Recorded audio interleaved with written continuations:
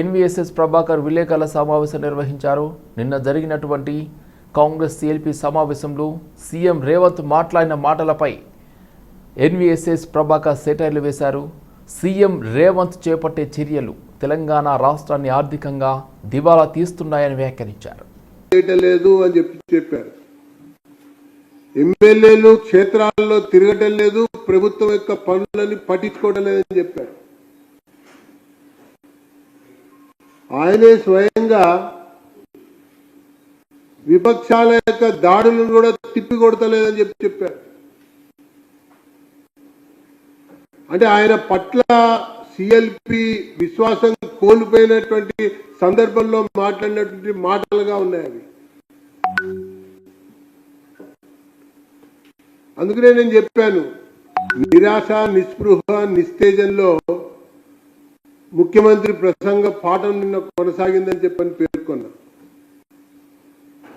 ఇకపోతే క్యాబినెట్ అనేది collective responsibility.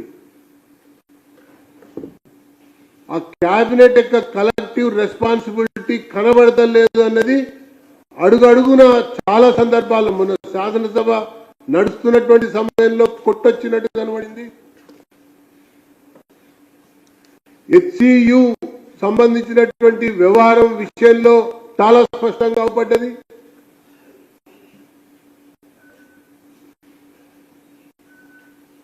Party పేరు ప్రతిష్టలకు పోయి మేము చాలా బ్రహ్మాండంగా రైతు బంధువుకు సంబంధించినటువంటి కార్యక్రమాన్ని అమలు చేశామన్నటువంటి విషయంలో కూడా ఒక్కొక్క మంత్రి ఒక్కొక్క రకంగా ఒక్కొక్క సందర్భంలో ఒక్కొక్క రకంగా మాట్లాడటం ఏదైతే ఉందో, అసలు కలెక్టివ్ రెస్పాన్సిబిలిటీ అనేది క్యాబినెట్ లో లేదన్నది స్పష్టంగా అవపడతా ఉంది. దాంతోపాటు రాష్ట్రమేమో గందరగోళంలో ఉంది, ఆర్థిక సంక్షోభం కొట్టుమిట్టాడుతూ ఉంది. బీర్లు అమ్మాలి, భూములు అమ్మాలి, ఏఐ ద్వారా భూమి క్రియేట్ చేయాలి, అప్పుడే ఖజానా నిండేటట్టుగా ఇలా కనబడతా ఉంది.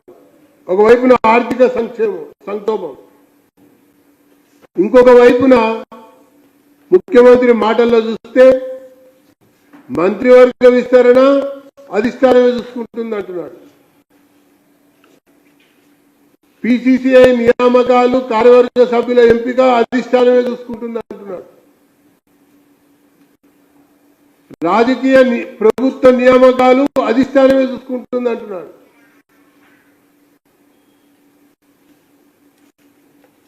ఏ నియామకం చూసినా కూడా అధిష్టానమే చూసుకుంటుంది అని అంటే ఇది రాజ్యాంగ సంక్షోభాన్ని చూపిస్తుంది, రాజకీయ సంక్షోభాన్ని కూడా చూపిస్తుంది.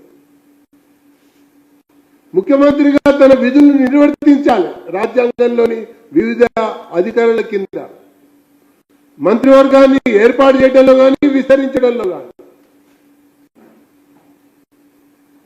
ఆ పనులు కూడా జరగటం లేదు, జరగనివ్వటం లేదు అంటే ముమ్మాడికి రాజ్యాంగ సంక్షోభం అన్నట్టే.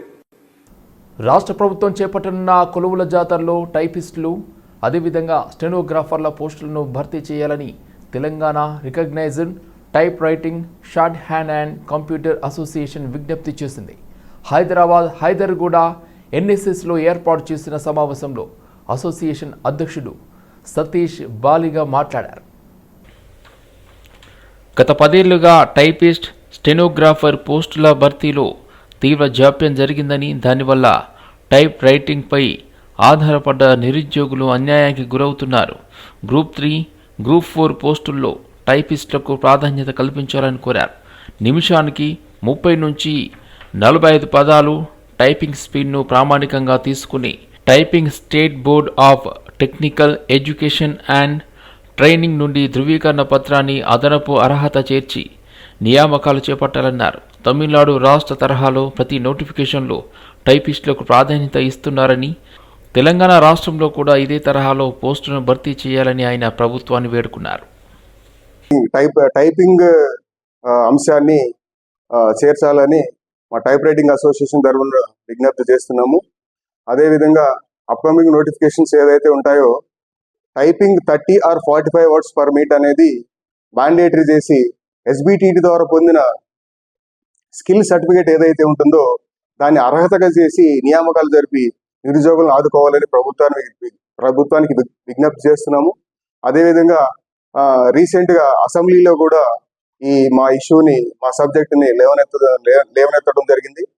అదేవిధంగా ఏదైతే ఒక 10 సంవత్సరాల నుండి ఈ మా టైపింగ్ ఏదైతే టైపిస్ట్ శనగర్ పోస్టులు ఉంటాయో దానిలో తీవ్ర అన్యాయం జరుగుతుంది. ఏదైతే గ్రూప్ 4 కానీ గ్రూప్ 3 కానీ ఈ వివిధ నోటిఫికేషన్స్లో అతి తక్కువ పోస్టులు 4-5 అంతకంటే మించకుండా పోస్టులు రిలీజ్ చేసి తీవ్ర అన్యాయం చేస్తున్నారు. అదేవిధంగా ఏదైతే ఈ స్కిల్లో నైపుణ్యం కలిగిన అభ్యర్థులు ఎవరైతే ఉంటారో నిరుద్యోగులు వాళ్ళు తీవ్రంగా నష్టపోతున్నారు. సో ఈ విధంగా అదేవిధంగా గవర్నమెంట్కి మా విజ్ఞప్తి ఏంటంటే రాబోయే అప్కమింగ్ నోటిఫికేషన్స్ ఏదైతే ఉంటాయో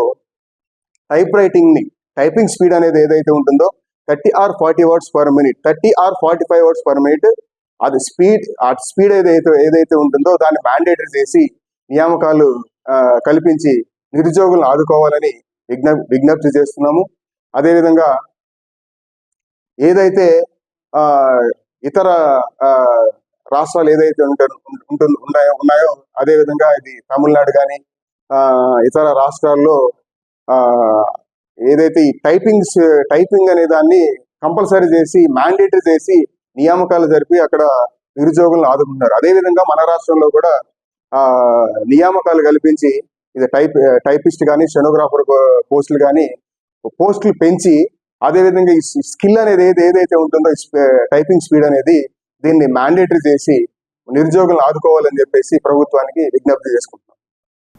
భారత అత్యున్నత న్యాయస్థానం సుప్రీంకోర్టు తదుపరి ప్రధాన న్యాయమూర్తిగా జస్టిస్ బిఆర్ గవాయ్ బాధ్యతలు స్వీకరించనున్నారు. ఈ మేరకు ఆయన పేరును ప్రస్తుత భారత ప్రధాన న్యాయమూర్తి సిజేఐ జస్టిస్ సంజీవ్ ఖన్నా కేంద్ర న్యాయ శాఖకు సిఫార్సులు చేశారు. సిజేఐ జస్టిస్ సంజీవ్ ఖన్నా పదవీ కాలం మే 13వ తేదీతో ముగియనుంది. ఆ తర్వాత రోజు మే 14న నూతన సిజేఐగా జస్టిస్ బిఆర్ గవాయ్ ప్రమాణ స్వీకారం చేయనున్నారు. జస్టిస్ గవాయ్ నవంబర్ నెలలో పదవీ విరమణ చేయనున్నారు. ఆయన 6 నెలల పాటు ఆ పదవిలో కొనసాగనున్నారు. కేజీ బాలకృష్ణన్ తర్వాత సుప్రీంకోర్టు ప్రధాన న్యాయమూర్తి పదవి చేపడుతున్న రెండో దళిత జడ్జి జస్టిస్ గవాయ్. ఆయన మహారాష్ట్రలోని అమరావతికి చెందినవారు. మహారాష్ట్ర హైకోర్టు జడ్జిగా పనిచేసిన రాజా బోన్సాలేతో కలిసి పనిచేశారు. బాంబే హైకోర్టులో 1947 నుండి 1990 మధ్య కాలంలో న్యాయవాదిగా విధులు నిర్వర్తించారు. 2000 సంవత్సరంలో ప్రభుత్వ ఫ్రీడరు పబ్లిక్ ప్రాసిక్యూటర్గా నియమితులయ్యారు. 2003లో హైకోర్టులో అదనపు జడ్జి బాధ్యతలను స్వీకరించారు. 2005లో పూర్తిస్థాయి జడ్జిగా నియమితులయ్యారు. 2019లో ఆయన సుప్రీంకోర్టు న్యాయమూర్తిగా బాధ్యతలు స్వీకరించారు. కంచగచ్చిబౌలి భూములకు సంబంధించి సుప్రీంకోర్టు చేసిన వ్యాఖ్యలపై బీఆర్ వర్కింగ్ ప్రెసిడెంట్ కేటీఆర్ స్పందించారు. 400 ఎకరాలకు సంబంధించిన భారత అత్యున్నత న్యాయస్థానం వ్యాఖ్యలను స్వాగతిస్తున్నామని ఆయన పేర్కొన్నారు. పర్యావరణాన్ని పునరుద్ధరించాలని చెప్పిన సుప్రీంకోర్టుకు కృతజ్ఞతలు తెలుపుతూ ఎక్స్ వేదికగా ఆయన అభిప్రాయం వ్యక్తం చేశారు. రాష్ట్ర ప్రభుత్వానికి ఇప్పటికైనా జ్ఞానోదయం కలుగుతుందని ఆశిస్తున్నానని పేర్కొన్నారు. ముఖ్యమంత్రి రేవంత్ రెడ్డి 10,000 కోట్ల కుంభకోణానికి పాల్పడుతున్నారని ఆరోపించారు. కంచగచ్చిబౌలి భూముల వ్యవహారంపై సుప్రీంకోర్టులో బుధవారం విచారణ జరిగింది. జస్టిస్ బిఆర్ గవాయ్ నేతృత్వంలోని ధర్మాసనం ఈ విచారణ చేపట్టింది. ఈ సందర్భంగా ధర్మాసనం ఘాటు వ్యాఖ్యలు చేసింది. అనుమతి లేకుండా చెట్లు కొట్టివేసినట్లు తేలితే ప్రభుత్వ ప్రధాన కార్యదర్శి సహా సంబంధిత అధికారులు జైలుకు వెళ్లవలసి వస్తుందని తీవ్రంగా హెచ్చరించింది. చెట్లు కొట్టివేసే ముందు అనుమతి ఉందా లేదా అనేది కీలకమని పేర్కొంది. తెలంగాణ రాష్ట్ర వ్యాప్తంగా ఉన్న 12 విశ్వవిద్యాలయాల కాంట్రాక్ట్ అధ్యాపకులను క్రమబద్ధీకరించాలని కోరుతూ ఇందిరా పార్కులో ఏర్పాటు చేసిన మహాధర్నా కార్యక్రమంలో ముఖ్య అతిథిగా పాల్గొని సంఘీభావం తెలిపారు సిపిఐ రాష్ట్ర కార్యదర్శి కొత్తగూడెం శాసనసభ్యులు కూనంనేని సాంబశివరావు. తెలంగాణ రాష్ట్ర వ్యాప్తంగా ఉన్న 12 విశ్వవిద్యాలయాల కాంట్రాక్ట్ అధ్యాపకులను క్రమబద్ధీకరించాలని కోరుతూ ఇందిరా పార్కులో ఏర్పాటు చేసిన మహాధర్నా కార్యక్రమంలో ముఖ్య అతిథిగా పాల్గొని సంఘీభావం తెలిపారు సిపిఐ రాష్ట్ర కార్యదర్శి కొత్తగూడెం శాసనసభ్యులు కూనంనేని సాంబశివరావు. కుత్బుల్లాపూర్ నియోజకవర్గం రావుల శేషగిరి గాజుల రామారం పరిధిలో కైసర్ నగర్ డబుల్ బెడ్రూమ్లో రావుల శేషగిరి యువసేన సభ్యులు నవీన్ గృహప్రవేశంలో పాల్గొన్న బీజేపీ నాయకులు గాజుల రామారం కార్పొరేటర్ రావుల శేషగిరి. ఈ కార్యక్రమంలో జక్కా మోహన్ రెడ్డి, అదేవిధంగా యాదిరెడ్డి, రామాచారి, భరత్ పాల్గొన్నారు. కుత్బుల్లాపూర్ నియోజకవర్గం రావుల శేషగిరి గాజుల రామారం పరిధిలో కైసర్ నగర్ డబుల్ బెడ్రూమ్లో రావుల శేషగిరి యువసేన సభ్యులు నవీన్ గృహప్రవేశంలో పాల్గొన్న బీజేపీ నాయకులు గాజుల రామారం కార్పొరేటర్ రావుల శేషగిరి. ఈ కార్యక్రమంలో జక్కా మోహన్ రెడ్డి, అదేవిధంగా యాదిరెడ్డి, రామాచారి, భరత్ పాల్గొన్నారు. సికింద్రాబాద్ రైల్వే స్టేషన్లోని ప్లాట్ఫామ్లను విడతల వారీగా మూసివేయనున్నట్లు దక్షిణ మధ్య రైల్వే అధికారులు వెల్లడించారు. సికింద్రాబాద్ రైల్వే స్టేషన్ ఆధునికీకరణ పనులు కొనసాగుతున్నందున ఈ నిర్ణయం తీసుకున్నారు. ఈ నేపథ్యంలో 60 రైళ్లను ఇతర స్టేషన్లకు మార్చారు. అలాగే ప్లాట్ఫామ్లను నేటి నుండి మూసివేయనున్నట్లు ప్రకటించారు. ఈ రోజు నుండి 5-6 ప్లాట్ఫామ్లను 13 రోజుల పాటు, ఆ తర్వాత 3-4 ప్లాట్ఫామ్లను మరో 50 రోజుల పాటు మూసివేయనున్నట్లు అధికారులు తెలిపారు. సికింద్రాబాద్ నుంచి చెర్లపల్లి, కాచిగూడ, నాంపల్లి టెర్మినళ్లకు 30 రైళ్లను దారి మళ్లించగా ఇతర టెర్మినల్స్ నుంచి చెర్లపల్లి స్టేషన్కు 8 రైళ్లను మార్చినట్లు అధికారులు పేర్కొన్నారు. నేషనల్ హెరాల్డ్ విషయంలో కక్షపూరితంగా ఏఐసిసి అగ్రనేతలు సోనియా గాంధీ, రాహుల్ గాంధీ పేర్లను ఛార్జిషీట్లో చేర్చడాన్ని నిరసిస్తూ మాజీ ఎంపీ వి హనుమంతరావు ఆధ్వర్యంలో బషీర్బాగ్లోని ఈడీ కార్యాలయం వద్ద ధర్నా నిర్వహించారు. దేశంలో పేద ప్రజలు, రైతులు, నిరుద్యోగుల గురించి పోరాడే వారిపై బీజేపీ కక్షపూరితంగా కేసులు పెడుతోందని హనుమంతరావు వ్యాఖ్యానించారు. టీపీసీసీ ఆధ్వర్యంలో రేపు ఈడీ కార్యాలయం వద్ద ధర్నా నిర్వహించనున్నట్లు ఇప్పటికే ప్రకటించినప్పటికీ వి హనుమంతరావు మాత్రం ఈడీ కార్యాలయానికి చేరుకుని ధర్నా నిర్వహించారు. వాళ్ళ ప్రాపర్టీస్ జప్తు చేస్తాం, వాళ్ళ మీద ఎఫ్ఐఆర్ వేయడం వల్ల అది క్లియర్ గా తెలిసిపోతుంది. దేశంలో విజయ్ మల్లయ్య లాంటి వాళ్ళు, నరేంద్ర మోడీ అటువంటి వాళ్ళు దేశాన్ని దోచుకొని మనీ ల్యాండింగ్ చేసిన వాళ్ళు ఇప్పటివరకు ఎవరు లేవు. ఈ దేశంలో ఎవరైతే ప్రజలతో సంబంధం ఉండి దేశానికి త్యాగం చేసిన కుటుంబానికే కక్ష సాధింపు చేస్తున్నారనే కాబట్టి నిన్నటి వరకు ఏం చేసిండ్రు, పార్లమెంట్ అమెండ్మెంట్ బిల్లు తీసుకొచ్చి ముస్లింలకు ఈ దేశం నుంచి బయటికి పంపించాలనే ఆలోచన. ఇంకో పక్క ప్రజల గురించి, దేశ ప్రజల గురించి, బడుగు బలైన వర్గాల నుంచి, అత్త చనిపోయినా భర్త చనిపోయినా దేశం గురించి ఆలోచన చేసే సోనియా గాంధీ, రాహుల్ గాంధీ కన్యాకుమారి నుంచి కశ్మీర్ నుంచి we come to the power, we'll conduct catchment centre, జితనా హిస్సేదారి ఉత్తి 9th షెడ్యూల్ లో పెడతారు. కనుక వీళ్ళు కూడా దేశంలో పెరిగిపోతున్నారు కాబట్టి వీళ్ళని జైలు వేసేస్తే, వీళ్ళ మీద కేసులు పెట్టేస్తే ఇది కేవలం కక్ష సాధింపు అవుతుంది. ఎన్నడూ ఈ కళ నెరవేరదు. ఈ భారతదేశం ఉన్నంత కాలం ఇది సెక్యులర్ దేశం.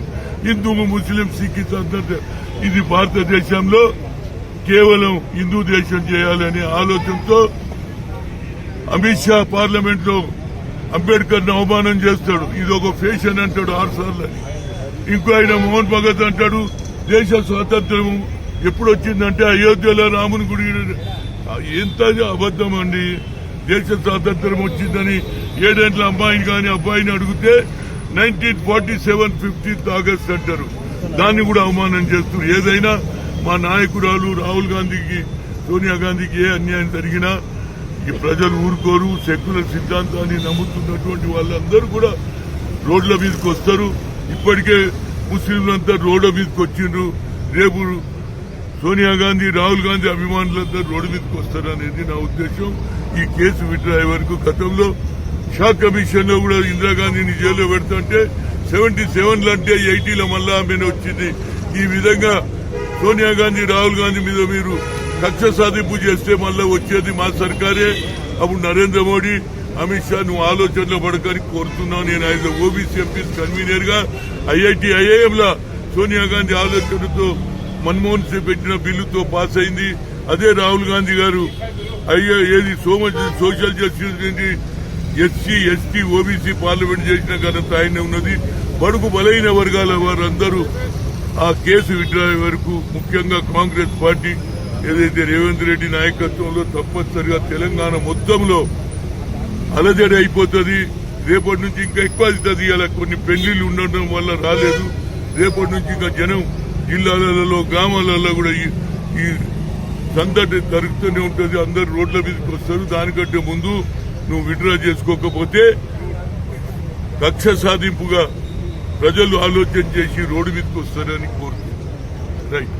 రాహుల్ గాంధీపై అక్రమంగా ఈడీ కేసులు నమోదుకు నిరసనగా రాజ్యసభ ఎంపీ అనిల్ కుమార్ యాదవ్ ఆధ్వర్యంలో Adarsh Nagar old MLA quarters నుండి BSNL కార్యాలయం వరకు భారీ నిరసన ర్యాలీ నిర్వహించారు. అధ్యక్షుడు MLC Mahesh Kumar Goud, cantonment MLA Sai గణేష్తో పాటు TPCC working president Anjan Kumar Yadav హాజరయ్యారు. ఈ ర్యాలీలో కాంగ్రెస్ పార్టీ నాయకులు, కార్యకర్తలు మోడీ మరియు కేంద్ర ప్రభుత్వానికి వ్యతిరేకంగా నినాదాలు చేశారు.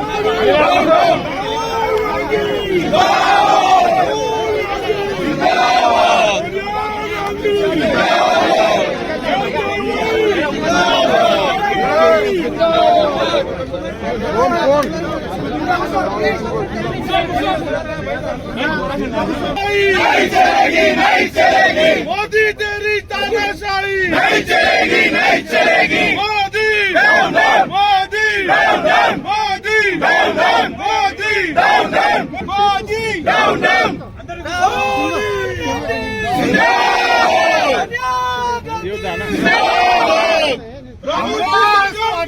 हम तुम्हारे साथ हैं। राहुल जी संघर्ष करो, हम तुम्हारे साथ हैं। देश की नेता जैसा हो राहुल गांधी जैसा हो, देश की नेता जैसा हो राहुल गांधी जैसा हो। मोदी तेरी तानाशाही नहीं चलेगी, मोदी तेरी तानाशाही नहीं चलेगी, नहीं चलेगी। मोदी तेरी ఫుడ్ కార్పొరేషన్ చైర్మన్ ఫహీం తనపైన తప్పుడు ప్రచారాలు చేసిన సోషల్ మీడియా వారిపై చర్యలు తీసుకోవాలని బషీర్బాగ్లోని సైబర్ క్రైమ్ కార్యాలయంలో ఫిర్యాదులు చేశారు. Telangana food chairman MA Faheem fake letter హెడ్పై అసత్య ప్రచారం చేస్తున్న వారిపై వెంటనే చర్యలు తీసుకోవాలని, వారిని అరెస్ట్ చేయాలని సైబర్ క్రైమ్ టీంను కోరిన ఫహీం తనపై కావాలని సోషల్ మీడియాలో దుష్ప్రచారం చేస్తున్నారని మండిపడ్డారు. తనపై ఎలాంటి అభియోగాలు వచ్చినా ఎదుర్కొంటా, కానీ ముఖ్యమంత్రి రేవంత్ రెడ్డి ప్రజాప్రభుత్వంపై ఎలాంటి దుష్ప్రచారం జరిగినా వారిపై లీగల్గా తగిన చర్యలు తీసుకుంటా, బీఆర్ఎస్ పేడ్ బ్యాచ్ ఇలాంటి ప్రచారం చేస్తుందని తాను పూర్తి వివరాలు సైబర్ క్రైమ్ పోలీసులకు అందించానని తెలిపారు. 4-5 గంటలకు నా మిత్రుల ద్వారా సోషల్ పోస్ట్ ద్వారా నాకు కొంతమంది కాల్స్ చేసి చెప్పడం జరిగింది. మీ మీద ఒక లెటర్ అనేది అమీన్పూర్ వెల్ఫేర్ సొసైటీ అసోసియేషన్ వాళ్ళు ఒక లేఖ విడుదల చేశారు.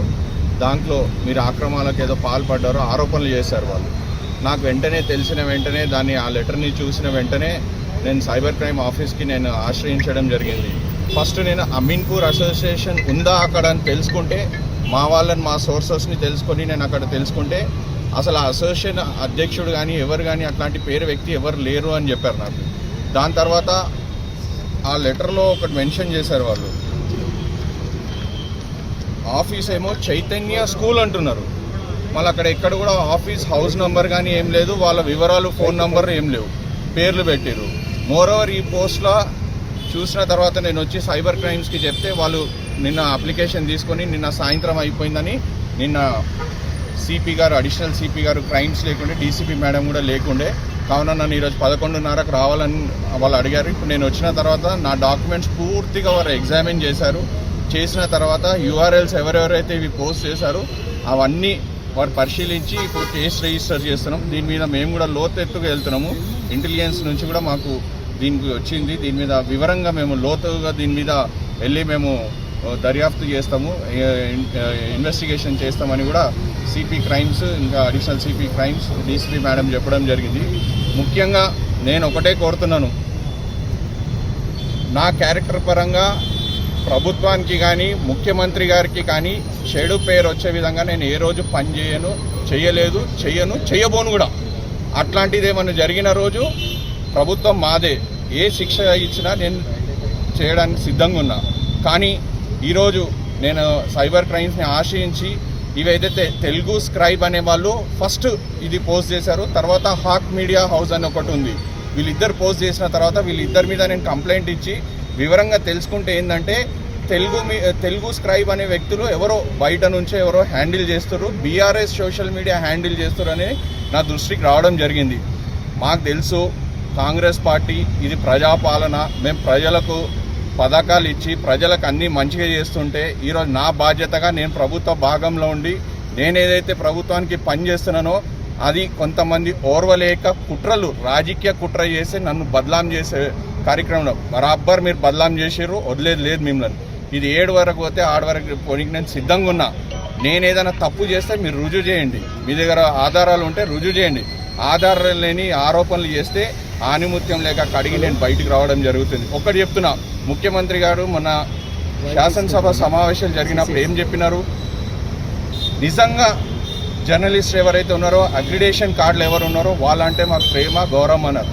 అదే దానికి ముఖ్యమంత్రి గారు అన్నదానికే నేను కట్టుబడి ఉన్నాను. మేడ్చల్ మల్కాజ్గిరి జిల్లా దమ్మాయిగూడ మున్సిపాలిటీలో విధులు నిర్వహిస్తున్న పారిశుద్ధ్య కార్మికులు కార్యాలయం ముందు బైఠాయించి ధర్నాకు దిగారు. 3 నెలలుగా జీతాలు ఇవ్వడం లేదని, మేము మా కుటుంబం ఎలా బ్రతకాలని వారు ఆవేదన వ్యక్తం చేశారు. సుమారు 200 మంది కార్మికులు సిఐటియు ఐఎఫ్టియు ఆధ్వర్యంలో కార్యాలయం ముందు బైఠాయించి ధర్నాకు దిగారు. జీతం ఇవ్వమని గట్టిగా నిలదీసినందుకు ఉద్యోగాల్లోకెళ్లి తీసేస్తామని బెదిరింపులకు పాల్పడుతున్న వైనం మున్సిపాలిటీలో చోటు చేసుకుంది. మున్సిపాలిటీ 9 నెలలు గడుస్తున్నా మున్సిపాలిటీలో పనిచేసే పారిశుద్ధ్య కార్మికులకు ఈఎస్ఐ పిఎఫ్ లాంటివి లేకపోవడంతో ఈ 4 నెలల వ్యవధిలో వీధిలో 2 వాహన ప్రమాదాలు, ఒక వ్యక్తి చనిపోతే ఒక 10,000 ఆర్థిక సాయం కూడా చేసిన పాపాన పోలేదని కార్మికులు ఆవేదన వ్యక్తం చేస్తున్నారు. కార్యాలయానికి వెళ్తున్న దమ్మాయిగూడ కమిషనర్ నాగమణిని అడ్డుకొని మా జీతాలు వెంటనే చెల్లించాలని డిమాండ్ చేశారు.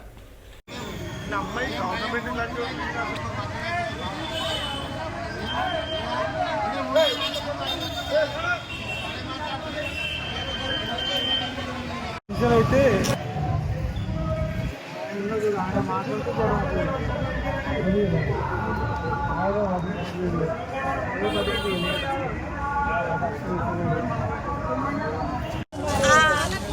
ఇప్పుడు మనకేం బాధ అయితే లేదు.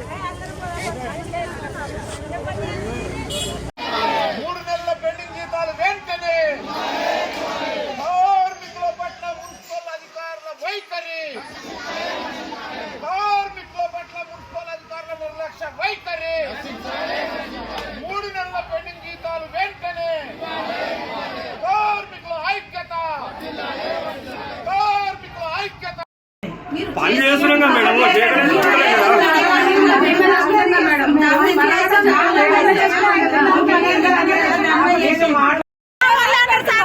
ఎందుకు పేరు రాస్తుంది?